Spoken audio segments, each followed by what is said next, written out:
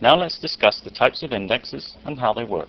Oracle uses a number of types of indexes and a number of other types of database objects which could be classified as indexes. The most commonly used index is the B-tree or binary tree. By binary, it implies each item within a tree has two separate options. This is not essentially 100% true, but that's the idea. A binary tree is really a tree-like structure upside down where one option leads to multiple options below it. What's a bitmap? A bitmap is literally a map of bits. If you took a square, a two-dimensional square, and you cut it up into blocks, you'd have zeros in some blocks and ones in other blocks. Really, that's what it is. It's a two-dimensional picture of ones and zeros. Function-based index. A function-based index is an index made from a function. In other words, you apply a function to a variable value, as in a column in a table, and the result of the function becomes the index. An index-organized table.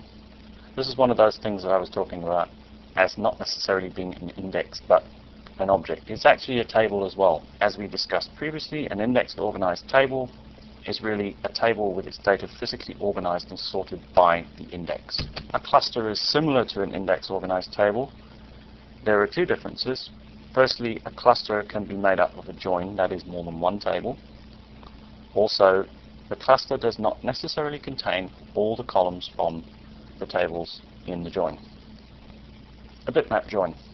A bitmap join is actually a join of a bitmap index and a non-bitmap index.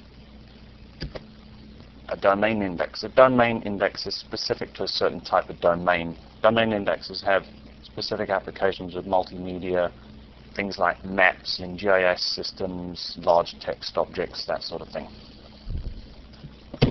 Let's see how they work.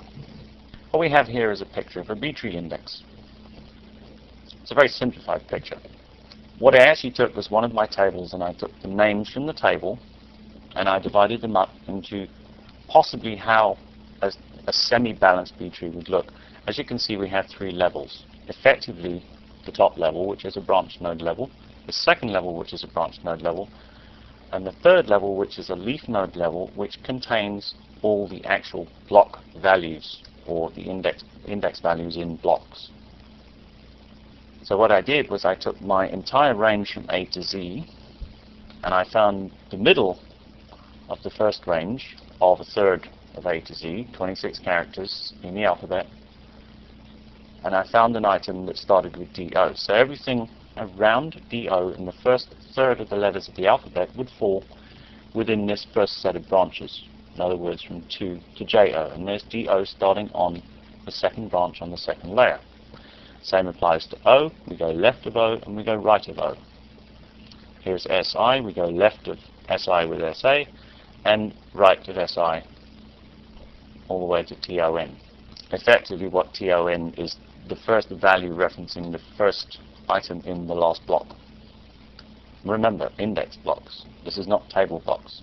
So the indexes, if you can see clearly here, really have the index values themselves have a row ID and the index, which is the name of the venue. What happens is I search by name, it finds the row ID, it then uses the row ID from the index to go into the table, using that logical pointer to find the exact location of the record.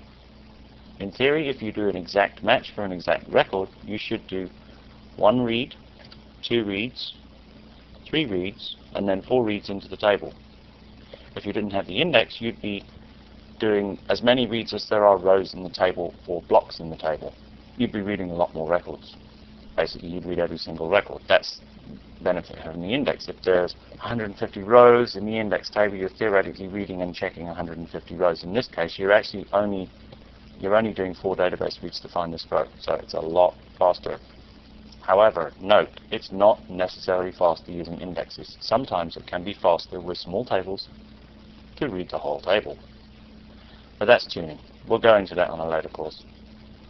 Down here I have a little note that says potential row chaining overflow. Now, practically for the amount of data I have in this table, that's extremely unlikely. However, for large tables with large indexes, you could get to the end of a block, fill the block up, and then it will row chain to a different block.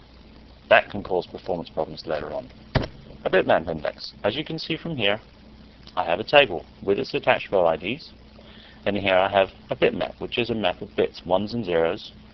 And here it says the state is California, and I take this first row, which is actually the first row up here, it says California, so I put a 1 in state California and a 0 in Nevada, because it's not in Nevada.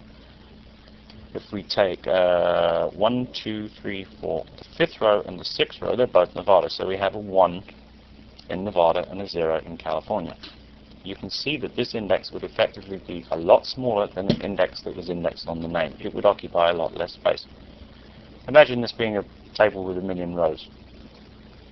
Then you can see how much space it uses. However, bitmap indexes were originally created for data warehousing, read-only structures. Do not use them in OLTP databases because you will have severe performance problems, and they do overflow a lot, and they're not updatable. Not with any acceptable speed anyway. A function-based index. These can be useful. As you can see here, I created an index called dateOfShow on show, which is a function to chart applied to show date, which produces a value, say 2002 August. So when I do a where clause and I force it to use this index in the SQL statement, it will actually search for 2002 August as opposed to either 20th of August 2002 or the Julian value. An index organized table. We've discussed these a number of times, but here's a picture to show you table plus index placed into index organized table, and we sort the actual table data in the order of the index. A cluster, once again, is a join between multiple tables placed into a single physical object. Here's a bitmap join index. All we're doing is we're taking, for instance, the same bitmap we had earlier and a table with or without its indexes, and joining the bitmap and the non-bitmap to get a result. A domain index.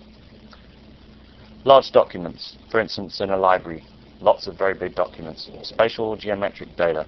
Spatial data is things like maps and objects, representations of objects, multimedia, video, sound, all that sort of stuff. There's lots of it.